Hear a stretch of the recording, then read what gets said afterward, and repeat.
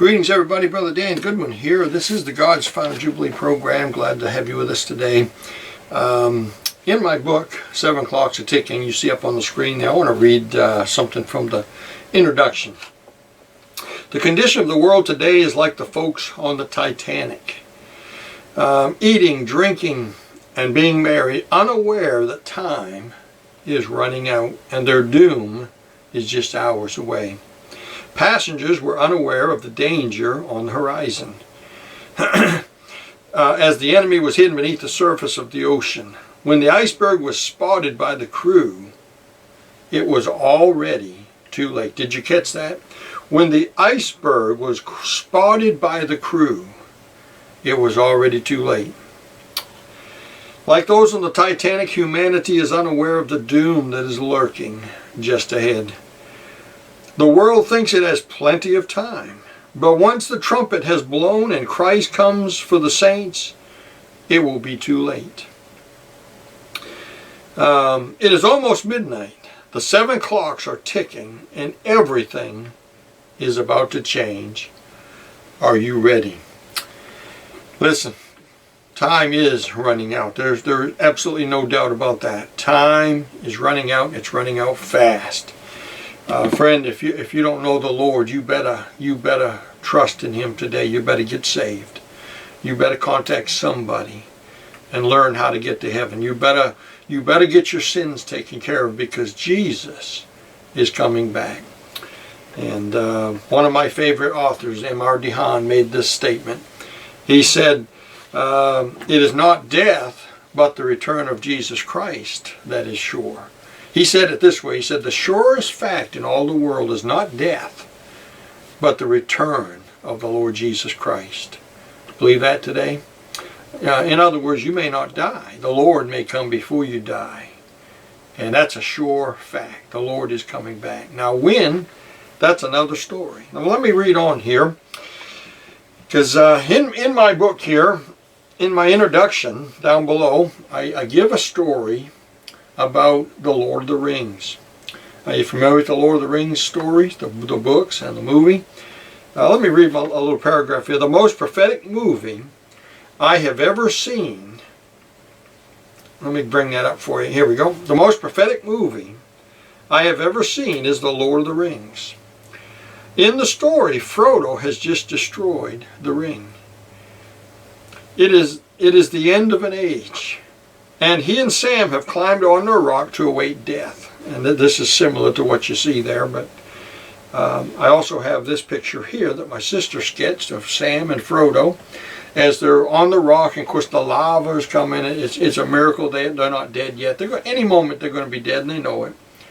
And Frodo turns to Sam and makes this statement: "I'm glad to be with you, Samwise Gamgee, here at the end of all things." Now, if you've been around me much, or if you've been to any of my conferences, you'll have heard me make that statement. I usually say it a little different than them. I say, here we are at the end of all things. And I believe we are here at the end of all things. And is it possible to know when the end is? I get asked that question all the time. Didn't the disciples ask the Lord that right before He ascended back to heaven, after He had been crucified, walked the earth for 40 days. He's getting ready to leave. It's Ascension Day in Acts chapter 1. And then they ask Him that very thing: "Lord, what is the sign of your coming and of the end of the world?" And then they asked Him, will you at this time restore unto us the kingdom? And they're looking for a kingdom back then. They're still looking for a kingdom. And so it is not for you to know the signs or the times or the seasons. That's what the Lord told them. So you and I can't know the exact moment that He's coming, but what we can know, and I want to bring that out in my little story of Frodo and Sam here. What did Frodo mean when he turned to Sam and said, here at the end of all things? What was it that made Sam realize the end was here? Well, he looked around. He saw the lava. He knew the ring was destroyed. He saw the mountain falling in. They clutched to a little pile of rocks, and the lava was coming. it was pretty obvious to him and to Sam that this was the end for them. Now, if you haven't read the book or you haven't haven't seen the movie, I don't want to spoil it for you. But this is a spoiler alert. They don't die. They get rescued. A giant hawk comes, and they're rescued off the rock, and the story does not yet end for them. Not quite. But anyway, very prophetic movie. Very prophetic movie. But I want to bring out some things today from a little lesson here. I believe we can know that we're in the season. I believe we can know some things by looking around just like they did. And look around at your surroundings and realize what's going on around you. And realize, hey, everything is in place for this thing to end. Everything is now in place. And I want to share with you some things that I believe are in place. And I want to share with you, let me say this first. You know, when the rapture happens, the Bible tells us. The Bible doesn't tell us when the rapture is. The Bible doesn't tell us when the second coming is. The Bible doesn't tell us when he comes on a white horse, what year it will be. But you know what the Bible does tell us? The Bible tells us what happens during that brief time after the rapture. Are you with me there? In other words, after the rapture, it's very clear in the book of Revelation and other places that some things begin happening right away. Revelation 6, a man is crowned. He's going to be called, we call him the Antichrist. A man is crowned right there at after the rapture. A world kingdom is going to take over. Two witnesses show up to, I believe, Moses and Elijah. And other things. So, what I'm trying to get you to see tonight is, we can't know, God doesn't tell us the day or the hour or the month or the year, but God does tell us what happens after the rapture. And if we'll look and see what happens after the rapture, can't we look around and see that, hey, that stuff's all in place now? What does that mean? It may mean that we're at the end of an age, just like our friend Frodo and Sam here. Here we are. They looked around and said, hey, we're at the end of the age. This is it. And you and I ought to be able to look around and see an end of an age here. And so I wrote down just 4 or 5 things here. Number 1, the covenant is going to be signed, and that will begin the 7-year tribulation. And I believe very possibly all entwined with Ezekiel 38 and the rapture, all happening at the same moment. And then the covenant is signed. I have a scenario in my mind whereby that can happen. And now what I mean is this: if there's a covenant going to be signed as soon as we're out of here, doesn't that mean Israel has to be in their land? Doesn't that mean Israel has to be a sovereign nation? Well, guess what? 1948 they became that sovereign nation. 1967, they got control of the property that needs to be in their control, the city of Jerusalem. The center of the world, Jerusalem. Don't let anybody fool you. Everybody wants Jerusalem. Everybody wants that little piece of property called Israel. And the Russians want it, the Chinese want it, the Arabs want it, everybody wants it. And Satan is trying to control it. Satan is trying to kill all the Jews to keep prophecy from being fulfilled. Now we know that that's not going to happen, but look, we know that they're going to have the temple shortly, either at the rapture or shortly thereafter. I believe it's part of the peace agreement. I believe the building of the temple and the allowing of it to be there and the protection of the Jews will all be part of the covenant signing. And so we can see that. It's here now. Hey, there's a guy named Jared Kushner, Donald Trump's son-in-law, working on some sort of a peace agreement. Now, I don't know what it is. I've heard rumors. I do know there's a big financial thing going on where the Arabs are going to get millions of dollars. But we'll just have to wait and see what and if and when. And we don't know if this is the one. We don't know if this is the covenant that's going to be confirmed by the Antichrist, but it could be. But what we do know is that everything's in place. The Jews right now are looking for exactly what they wanted 2,000 years ago. They're looking for peace. They're looking for their Messiah. They're looking for a kingdom. And it's all going to happen. And we can see it clearly. So, if the fact that that is all hanging out there and all within reach now. By the way, Donald Trump making Jerusalem the official capital and moving the embassy there. That was huge. And the Golan Heights, he acknowledged the Golan Heights are theirs. And things are happening rapidly. So, the fact that that's all in reach tells us that, hey, we could be out of here soon because that thing is ready. And we can't be here when it happens. There's a second thing. The Bible talks about Daniel chapter 2, Daniel chapter 7, and Revelation 13. This is in my Revelation study guide. I've got one here somewhere. In my Revelation study guide, also in my, I believe it's in my 7 Clocks a Ticking book, I talk about these things. Those 3 chapters, Daniel 2, Daniel 7, and Revelation 13, verses 1 through 4, all talk about the same, basically, 5 world empires. Starting with Babylon, and then the Medes and the Persians, and then Alexander the Great, the nation, the world empire of Greece, and then the Romans take over. And the Romans are still in charge when Christ comes on the scene during his earthly life. The Romans are in charge, and they're going to rule the world till around 500 A.D. To whatever extent a person can rule the world back then. But that empire fizzles away, but it doesn't die, but it fizzles out, and it's going to come back, and that Roman Empire is going to come back on the scene, and it's going to rule the world again during the end time. It's going to start out with the 10 toes.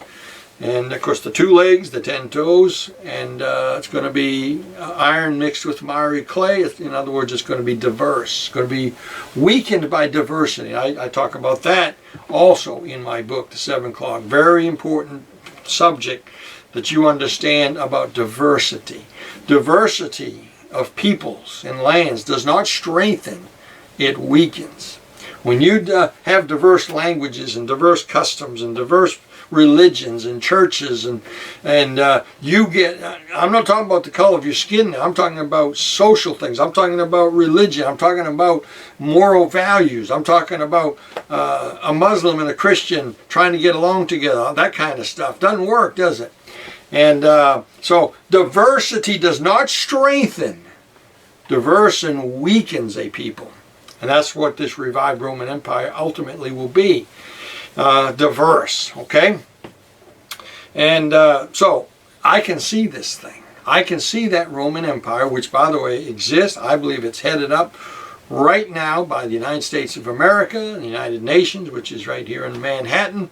I believe that basically the headship of this new one world order to come is already in place through the United States, which by the way came out of Great Britain.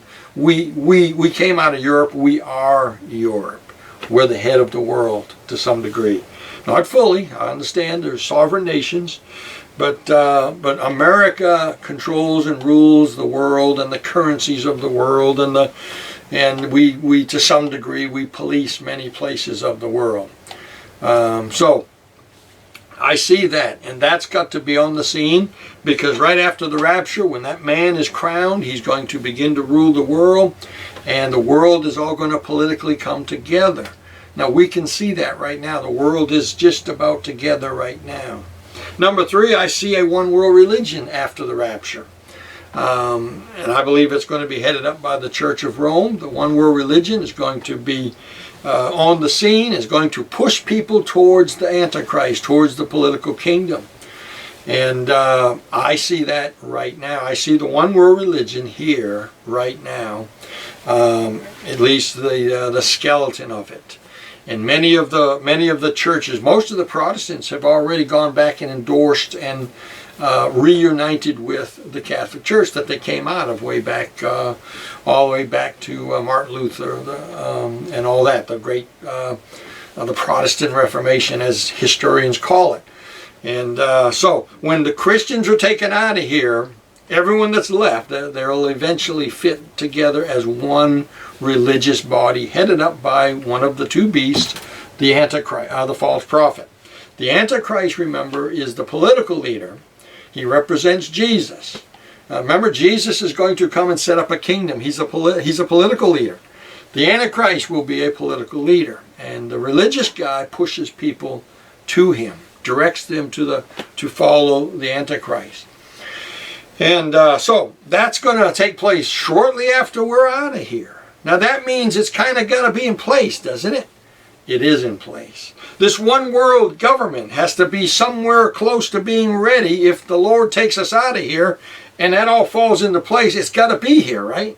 It's here. Israel. If Israel's going to have a covenant for 7 years right after the rapture, then Israel has to exist, right? They got to exist. They got to be in their land. They got to be ready for that peace agreement. They're ready. Everything's in place there. I see in the Bible, I see basically in the middle of the tribulation, I see a global financial system. And there'll be a mark, a chip or something. The Bible talks about the mark of the beast. No man could buy or sell save he that had the mark. Now this is, I believe it's Revelation 13. This takes place in the middle of the tribulation. So that's just 3.5 years after the rapture. I got news for you. That system is in place right now.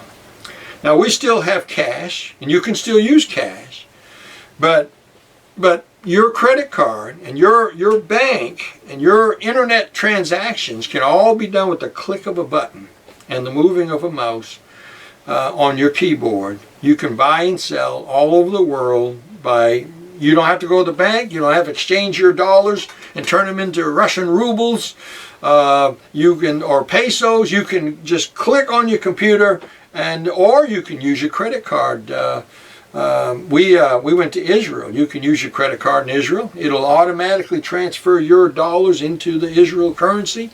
I was in Canada recently. You can use your credit card there. You can pay for your meal at a restaurant. It will transfer your dollars to Canadian dollars. It'll do it for you, instantaneous. We're already that one world financial system. It's just not completely tied up, and it's not mandatory yet. You can still use cash, but it's here. All right. So, when you read the Bible and you read about the end times and you read about the tribulation, you read about the mark of the beast and all this, and you say, boy, that's going to be amazing. We can see that today.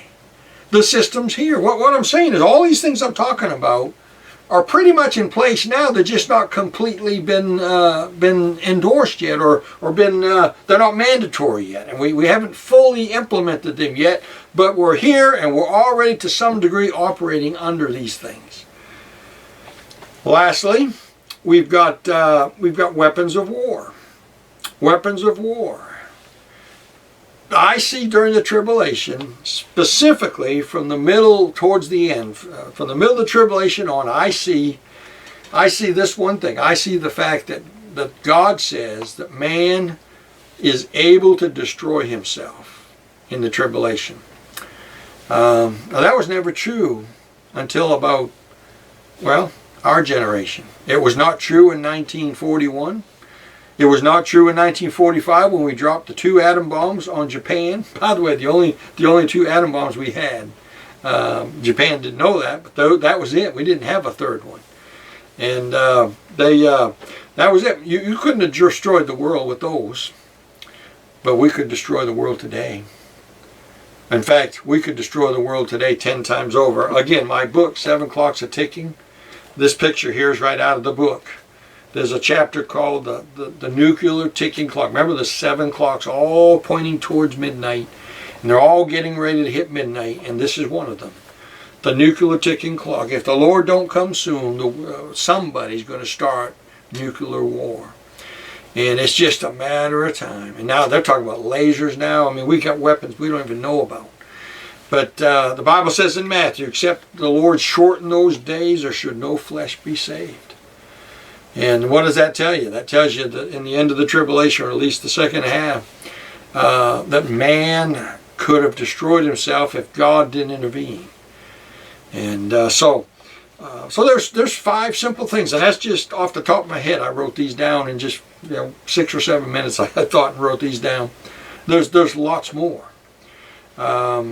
Everything. I mean, the Bible says in the end time, every eye shall see Him. We got tracking systems now. I mean, we can understand prophecy today like no other people has ever grasped it. We can understand how, I mean, with internet and TV and satellites and all this stuff, and it's multiplying so fast. As soon as you buy a computer, it's already old. There's already a new version out. And the little memory sticks and all that, my goodness, now there are huge amounts of things being put on these. It's scary. And now that they say computers are working like brains, and they're even teaching themselves. So we live in perilous times, strange times, interesting times as well. So my friend, I hope you know the Lord, because I just wanted to tell you, no, I don't know the day or the hour. Nobody can know. God has not told us the day or the hour of His return, or even the year. But what He has told us is what happens in the world right after the rapture. If you look at those things that happen right after the rapture, a covenant with Israel for 7 years. That's it. 1 week it says, 7 years. That's interesting, huh? And especially in light of the big covenant that's being talked about with Donald Trump's son-in-law, Jared Kushner. Isn't that? I mean, that just keeps being delayed, and there's a lot of hype about this thing. Could it be the one? I don't know. By the way, it doesn't say the Antichrist devises this covenant. It says he confirms it. So don't be so quick to name somebody as the Antichrist just because he's coming up with some sort of peace agreement. There's been lots of peace treaties over the years with Israel since 1948, and none of them was the covenant of the end times. Could this one be? Yes, it could be. And but don't get dogmatic about this stuff. Listen, the Roman world empire is here, and it's waiting to take over the entire world. And it's just a matter of the rapture away. The one world religion is here. The global financial system is here and operating. And weapons of warfare is here, and we could destroy ourselves. These and many more things, if you just stop and think about it, that are going to happen during the tribulation, we can see that they're here. In this generation right now, they're here and they're ready. Everything is now in place. And so get ready, my friend. Keep your eyes on the skies, because he's coming back soon. It was good to be with you. You can go to the website if you'd like to get any information that I talked about. The Revelation Study Guide has a lot of it. The 7 Clocks a Ticking book, definitely something you ought to get. I believe the most important prophecy book of our day right now is the 7 Clocks a Ticking book. And lots going on, lots of exciting things to tell you about in the near future. Things are going well. We got meetings coming up, and we've got, of course, Prophecy News. I'm the host over there, and got several guests coming up that you're going to enjoy watching. So, all right, keep your eyes on the sky.